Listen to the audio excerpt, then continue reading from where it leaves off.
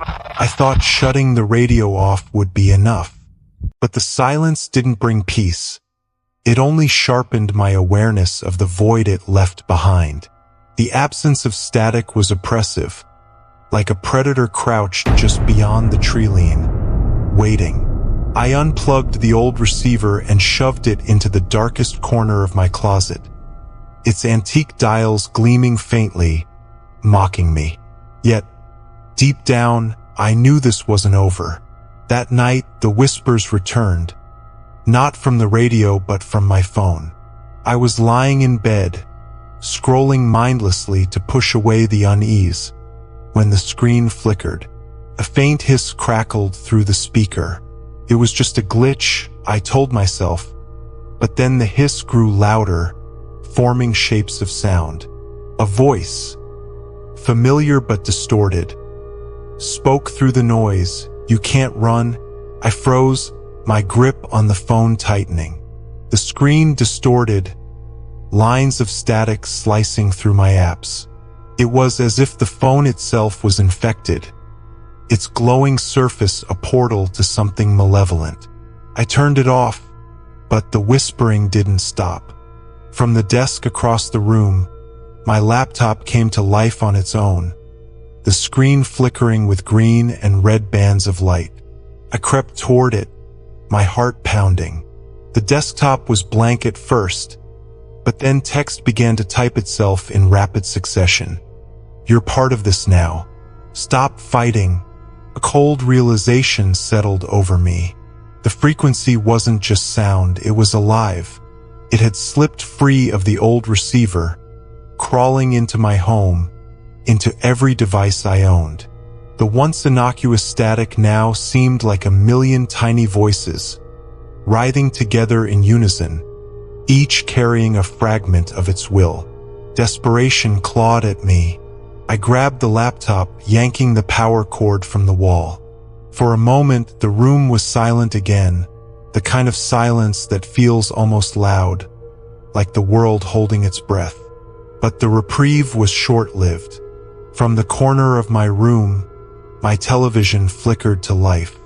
The screen was an ocean of static, but shapes moved within it, dark and flickering. I stared, unable to look away, as the shapes began to coalesce into something almost human. And then the voice returned, this time clearer, louder, and suffused with something close to joy. "I see you now." The words were a knife twisting into my gut. I stumbled backward, knocking over a lamp, the crash echoing through the room. The entity wasn't just aware of me. It was reaching for me, invading my reality piece by piece. I tore through my apartment like a man possessed, unplugging everything, ripping batteries from every device, but it didn't matter. The whispers had followed me into my very walls. As I stood in the darkened room, clutching the unplugged radio, its dead speaker crackled to life. And for the first time, the voice wasn't a whisper. It was a roar, suffused with triumph and hunger. "You've already let me in." The map was old, its paper soft and yellowed under my fingers. A red circle marked the location of an abandoned transmitter on the outskirts of town, tucked away in a stretch of forest nobody seemed to talk about. The diary I'd found in the vanished man's house made it clear. The source of the frequency was out there. And if I wanted my life back, I had to face it. The drive to the transmitter was suffocating. The static wasn't just in my devices anymore. It was in me. It buzzed in my skull, threading through my thoughts like a parasite. Sometimes, I could swear it was trying to speak, forming words that never quite surfaced. The road leading out of town was narrow and serpentine, the headlights of my car slicing through dense fog. Trees loomed over me like skeletal sentinels. As I turned a sharp corner, the static flared, and a shadow darted across the road. I slammed on the brakes, my heart hammering. The figure stood still in the middle of the road, illuminated in my high beams. It was a man, or it had been. His skin shimmered faintly, almost translucent, and his eyes glowed with a sickly green light. His mouth moved silently, his lips forming words I couldn't hear. The static in my head surged, and I felt a sudden, overwhelming urge to step out of the car and follow him. I gripped the steering wheel with white-knuckled determination, forcing my foot to the accelerator. The car jolted forward, and the man, if he even was a man, vanished as suddenly as he had appeared.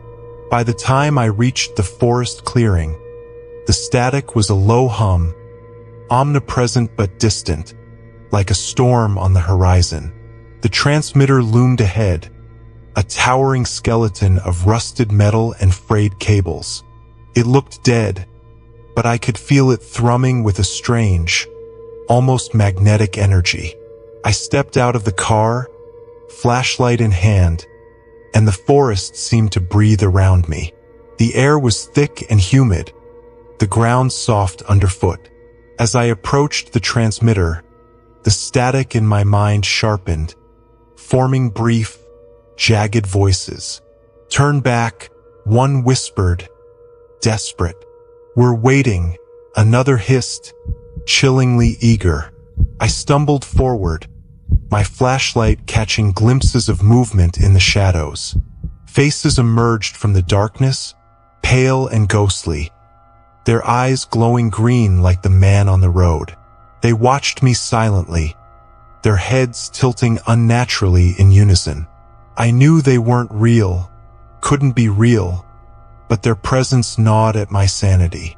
The transmitter's base was a tangle of cables and rusted machinery. I found the main control box, its lid hanging ajar, revealing a mass of ancient dials and switches. The static in my head peaked, drowning out every thought except one. End this. My hands trembled as I reached for the controls, but before I could touch them, a voice boomed from behind me, loud and clear, vibrating through my very bones. "You can't destroy what you've already become." I spun around, and the pale faces stepped closer, their mouths twisting into grotesque smiles. Their movements were jerky, like marionettes controlled by unseen strings. The static in my head became unbearable, and for a moment, I thought I heard my own voice screaming from the transmitter. I backed away, stumbling into the control box. My flashlight flickered and died, plunging me into darkness. Only the green glow of their eyes remained, closing in on me as the voice from the static laughed. A deep, hollow sound that resonated with a terrifying certainty. I was too late. The transmitter stood like a forgotten monument, its towering frame casting jagged shadows in the moonlight. Every rusted bolt and frayed wire seemed alive, pulsating with a malevolent energy that hummed through the air. I stood frozen, the weight of its presence pressing against my chest like a vice. This was no ordinary machine. It was something far older, far darker, a relic of intentions I couldn't yet fathom. As I approached, the static in my mind shifted, morphing into a cacophony of voices. Some whispered in pleading tones, others screamed in rage, and then there were the ones that felt familiar, hauntingly so. My mother's voice, soft and broken, begged me to stop. A long-forgotten friend I'd betrayed in high school laughed, sharp and accusing. And worst of all, my own voice echoed back at me, distorted but unmistakable. "You think you can stop this?" It sneered. The control panel at the transmitter's base was an impossible maze of dials, switches, and symbols carved deep into the metal. Symbols that hurt to look at, as if they were never meant to be seen by human eyes. My flashlight beam trembled as I scanned them, illuminating grooves filled with a substance that glistened like congealed blood. This wasn't a machine. It was a construct, a tool for something ancient and alive. I fumbled for the crowbar in my bag, gripping it tightly as I swung at the nearest panel. Sparks flew, and the voices roared in unison, filling the air with a sound that was neither natural nor mechanical. The machine didn't break. It screamed. Then the ground beneath me began to vibrate. The static in my head surged, and the voices overlapped, creating a maddening chorus. Shadows coalesced around the transmitter, gathering into a swirling mass of darkness that pulsed with the sickly green glow I'd seen before. From the center of the shadows, a form began to emerge. It was vaguely human, but impossibly wrong. Its body was composed of shifting, writhing shapes, like countless faces struggling to break free. Its eyes were pinpricks of neon green, burning with an intelligence that felt older than the stars. When it spoke, the voices came from everywhere at once, each syllable layered with 1,000 others. "You can't destroy what binds us together," it said, its words reverberating in my bones. I staggered back, my grip on the crowbar faltering. The entity moved closer, its form rippling with every step. The air grew thick, suffocating, as if the forest itself was recoiling from its presence.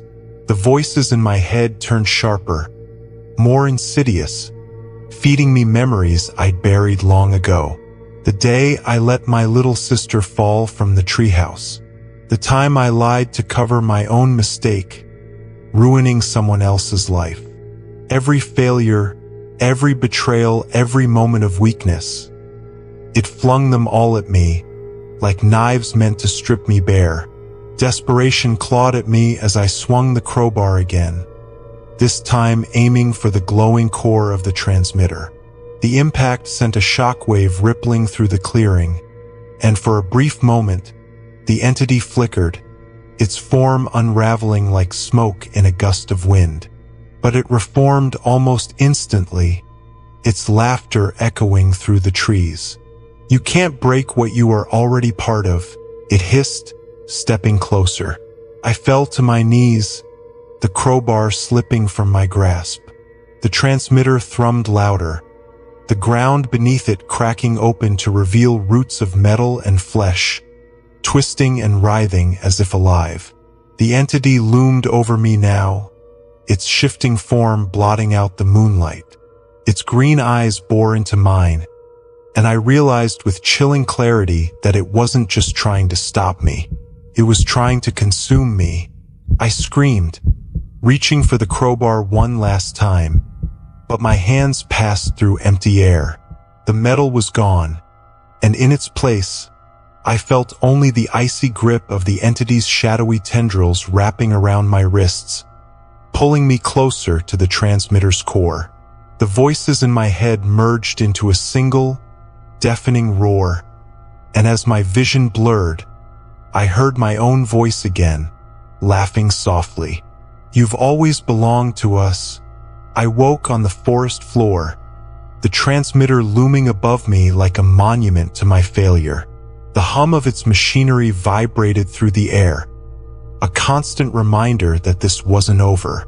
The entity was gone, or so I thought, but the static in my head remained, a low hiss that burrowed into my thoughts, unrelenting and alive. I stumbled to my feet, swaying as the ground seemed to tilt beneath me. The crowbar was nowhere to be found, but that hardly mattered now. The air was heavy with the scent of ozone and something metallic, like old blood. I needed to leave, to run, but as I turned to flee, the static sharpened, slicing through the fog in my mind. "Stay," a voice whispered, soft and pleading. It wasn't the malevolent chorus I'd heard before. This voice was singular, familiar. It was my father's. I froze, every muscle locking into place. My father had been dead for years, taken from us in a car accident when I was 12. But here he was, his voice clear and unmistakable, calling out to me from the static. "You have to listen," he said, his tone urgent. The static shifted again, warping into a sound I hadn't heard in years. The creak of the porch swing at my childhood home, swaying in the breeze. The memory hit me like a fist. Summer evenings, my father pushing the swing as I laughed, the smell of freshly cut grass thick in the air. But the memory turned sour. The swing creaked louder, faster, until the sound became unbearable. I clapped my hands over my ears, but it didn't stop. And then the voice changed. It was my mother now, her voice trembling with fear. "We didn't want you to know, but it's too late. You've always been part of this." The words sent a cold spike of terror through me. My mother was alive, living 2 states away in a quiet retirement community. But this voice wasn't hers, not really. It was something using her voice, twisting it into something unrecognizable. I staggered backward, tripping over a root and landing hard on the ground. The transmitter pulsed, its glow intensifying as the voices multiplied. My family, my friends, people I hadn't thought about in years. All of them spoke in unison, their words overlapping in a dizzying cacophony. "Do you remember the night he left?" The question cut through the noise like a blade. I didn't want to remember, but the images came unbidden. My father storming out of the house, his face a mask of anger. My mother crying at the kitchen table. The sound of tires screeching as he sped away, the car disappearing into the night. He never came back. The voices pressed on, relentless. "It wasn't an accident. You know that, don't you?" "No," I whispered, my voice cracking. "It was an accident."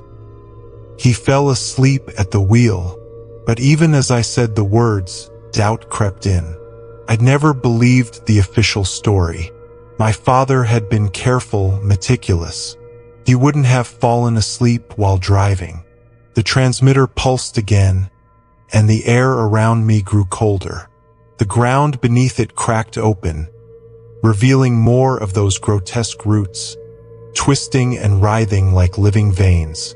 "You were always meant to find this," the voices said, merging into a singular, terrible harmony. "It's in your blood." "What are you talking about?" I shouted, my voice echoing through the clearing. The static swirled, forming words I couldn't see but somehow understood. They painted a story, one I had buried deep in the recesses of my mind. My father had been obsessed with shortwave radios, spending hours in the basement tinkering with his equipment. He'd always claimed to hear something, voices, signals, but my mother had dismissed it as a harmless hobby. But now I remembered the fights, the late nights, the whispers I'd overheard when they thought I was asleep. "You can't let him near it," my mother had said once, her voice tight with fear. "He's too young. He'll hear them too." The realization hit me like a freight train. My father hadn't crashed that night. He'd been running from what I still didn't know, but he hadn't gotten far enough. The voices returned, their tone shifting from taunting to something almost reverent. "He tried to stop us, but he couldn't. And now it's your turn." The ground trembled, and the glow from the transmitter became blinding. My hands shook as I backed away, but I couldn't escape the truth that had been waiting for me all along. This wasn't just a curse or a coincidence. It was my inheritance. The world around me seemed to dissolve into the hum of the frequency. The forest had vanished, replaced by an endless black void punctuated by flashes of vivid red and green light, pulsating like a heartbeat. The transmitter stood at the center of it all, a grotesque monument to everything I didn't want to understand. The diary lay open in my trembling hands, the words shifting and writhing on the page as if they were alive. My mind struggled to piece together the fragments of text, ancient scribbles mingling with the scrawled notes of a man who had clearly been as desperate as I was now. One phrase stood out, etched deep into the paper as though carved with a knife. The signal must have a host. It hit me like a thunderclap. This wasn't just about transmitting or receiving. The frequency wasn't just sound, it was a parasite, a sentient force looking for a vessel. My father had been its target before, but he'd fled, leaving it dormant for years. And now I had woken it up. The diary offered a solution, though it was more of a cruel joke than a lifeline. The ritual wasn't just a way to stop the frequency. It was a way to imprison it, to tether it to something physical, someone physical. My blood ran cold as I realized the implications. The pulsing light around the transmitter intensified, and I felt the entity's presence pressing against me, probing my thoughts, whispering promises in the voices of people I loved. "You can end this," it said, 100 voices blending into one. "Give yourself to us, and no one else will suffer." I staggered back, my mind racing. There had to be another way. But even as I clung to that hope, the ground beneath me began to crack and split, revealing writhing tendrils of the entity's essence. The void was spreading, creeping outward like spilled ink, and I knew it wouldn't stop until it consumed everything. The diary's final pages detailed the ritual in painstaking detail. A circle of salt and ash, a knife sharp enough to draw blood, the transmitter overloaded to force the entity back into its dormant state. And the host, always the host. I glanced at the transmitter, its mechanical hum rising to an unbearable pitch, and then at the horizon beyond, where faint lights glimmered. The city, my city, people were out there, living their lives, oblivious to the nightmare creeping toward them. I had two choices: sacrifice myself to contain the entity or let it expand, swallowing the city, and eventually the world. The thought of surrendering to it was terrifying. The idea of that thing burrowing into my mind, using my body as its anchor, was more horrifying than anything I'd faced. But the alternative was unthinkable. The entity sensed my hesitation. "You don't have to fight," it whispered. "We can give you power. We can give you freedom. All we ask is your trust." The promises were seductive, but I knew better. I'd seen what it did to people, how it twisted them, hollowed them out. I wasn't going to let it win. Summoning every ounce of courage I had left, I stepped toward the transmitter. The diary fell from my hands, its pages fluttering as though alive, and I began to trace the ritual circle around the machine. The entity shrieked, its voice splitting into 1,000 fragments. But I pressed on, my hands shaking as I scattered salt and ash in precise patterns. The final step was the hardest. The knife felt impossibly heavy as I raised it, the blade catching the eerie green glow of the transmitter. The diary's instructions were clear. Blood was the key, the final seal to trap the entity within the machine. I hesitated, the knife hovering over my palm. The entity screamed, the air around me warping and bending as it fought against the circle. The void rippled, its edges fraying, and I knew I was out of time. With a deep breath, I drove the blade into my hand. Pain exploded through me, hot and sharp, as blood dripped onto the circle. The moment the first drop hit the ground, the transmitter roared to life, its glow intensifying until it was blinding. The entity's scream was deafening, a sound that seemed to come from everywhere and nowhere. The tendrils retreated, the void collapsing in on itself as the circle flared with unnatural light. For a moment, I thought it was over, but then the transmitter pulsed, and the circle flickered. The diary hadn't mentioned what would happen to the host if the ritual succeeded. As the light engulfed me, I realized with dawning horror that I wasn't just containing the entity. I was becoming part of it. The world around me faded, and the last thing I saw was the city in the distance, its lights twinkling like stars. Then, there was only the frequency. The world was gone. The moment the transmitter shattered under my blood-soaked hand, the void collapsed, taking the entity with it. The light died, the hum ceased, and for the first time in what felt like eternity, there was silence. Not just the absence of sound, true silence, as if the entire universe had stopped to hold its breath. I fell to my knees, the shattered remains of the transmitter still sparking faintly at my feet. The air felt heavy, as though I was underwater, and the edges of my vision blurred with creeping darkness. I'd done it. I contained the entity, but the cost was greater than I'd realized. The diary hadn't lied. There was no escaping the ritual's final price. I could feel the entity clawing at the edges of my mind, weaker now but still present, still waiting. The host was gone, yet it lingered, a shadow of what it had been, trapped in a liminal space. I took one last look around. The forest was still, bathed in the pale gray light of an approaching dawn. The air smelled of damp earth and ozone, and for a fleeting moment, it felt like I was part of the world again. But as I tried to stand, my legs gave out, and the darkness claimed me. Weeks later, the people of the city began to forget. At first, there were whispers, stories about a strange disturbance that had knocked out power in the outskirts, rumors of strange lights in the sky. But life moved on. Bills needed paying, children needed feeding, and the mundane rhythms of existence drowned out the echoes of something too horrifying to comprehend. The transmitter was never found. The clearing where I had fought and bled for the silence was swallowed by the forest, nature reclaiming the space as if nothing had happened.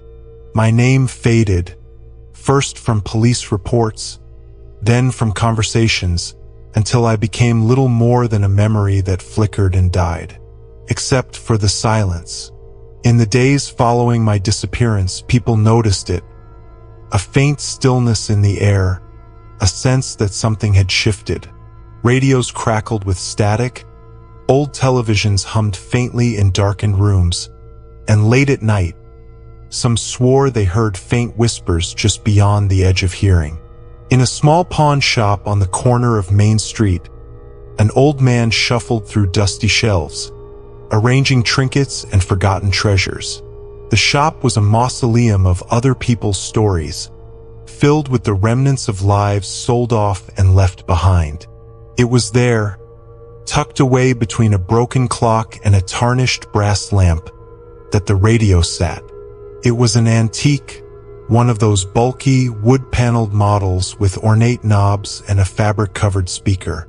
The man didn't remember buying it. It had simply appeared one day, as if it had always been there. He turned the dial absent-mindedly, not expecting anything but the usual static. Instead, the room filled with an eerie hum, a sound that seemed to seep into the walls and vibrate through his bones. Then the voice came. It was faint at first, like a whisper carried on the wind, but it grew louder, more insistent. Words formed, fragmented and overlapping, voices of men and women, children and elders, all speaking in unison. "We are here. We are waiting." The old man froze, his hand still on the dial, as the hum deepened into something alive, something hungry. The air grew thick, heavy with the same silence that had blanketed the city weeks before. Across town, in a quiet suburban home, a young boy sat at his desk, fiddling with the shortwave radio his father had given him. He turned the knob, scanning frequencies with the casual curiosity of a child exploring a toy. The static shifted. The hum began, and somewhere, far beyond the veil of reality, the entity stirred. The silence had been broken. It was awake again,